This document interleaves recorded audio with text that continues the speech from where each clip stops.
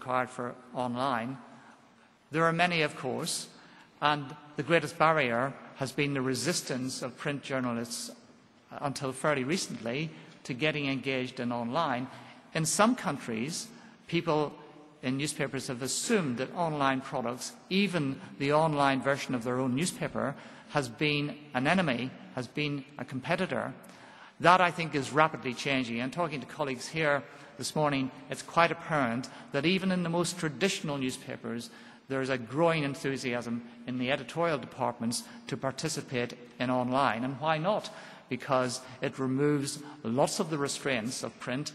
It allows the individual journalist to have a direct relationship with the reader at all times of the day. They don't have to wait for the printed product.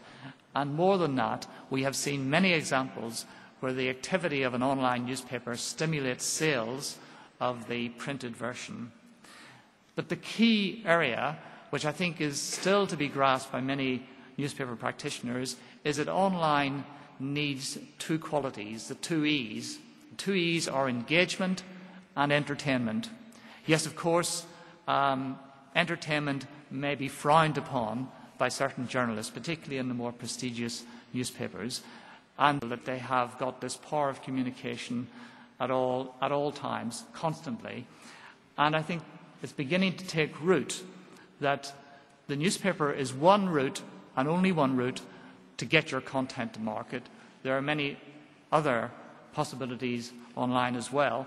Now, to underscore how determined we are about this transformation, we have constantly involved the editors-in-chief across our entire corporation to be involved in the commercial side of the business. And you will have recently noticed that Joseph Dettenbrock, the editor-in-chief of Berliner Zeitung, has taken on the additional responsibility of CEO for our German business.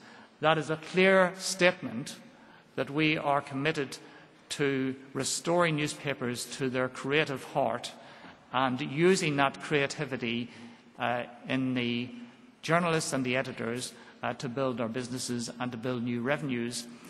I think that, again, attitudes are changing. I spoke to a union of journalists recently in Scandinavia, and they said, in response to some of my remarks, how could a journalist possibly project themselves as a salesperson? And I said we should be proud to be salespeople because our task is to engage the audience. Our task is to read the content, to get the audience to read the content, and to, these days, react to it. And the most successful newspapers online clearly have got this two-way communication. It's no longer just the journalists putting forward what they believe the reader might be interested in, but you get tremendous reaction back from the readers if you ask for that, and that participation eventually leads to the enhancement of both the online product and the print product. So I think attitudes are changing. Editorial departments are becoming content departments. Journalists are seeing themselves as communicators. They're seeing themselves as salespeople. They're understanding that they have to compete in a world where the reader has more choices than merely print. And I've got to say that our journalists, our salespeople, our managers have largely abandoned their suspicions, and they are now adopting a collaborative approach, very often with the leadership of the editors themselves, who partake in the management meetings more and more across our organisation to be able to effect this transformation. And I think we've seen speed of change increase, and it will become bewildering for many people in our industry over the next few years. But out of that, we will have, instead of flat revenues from the traditional areas of advertising and print subscriptions, we will begin to see an acceleration of our revenues from these other sources.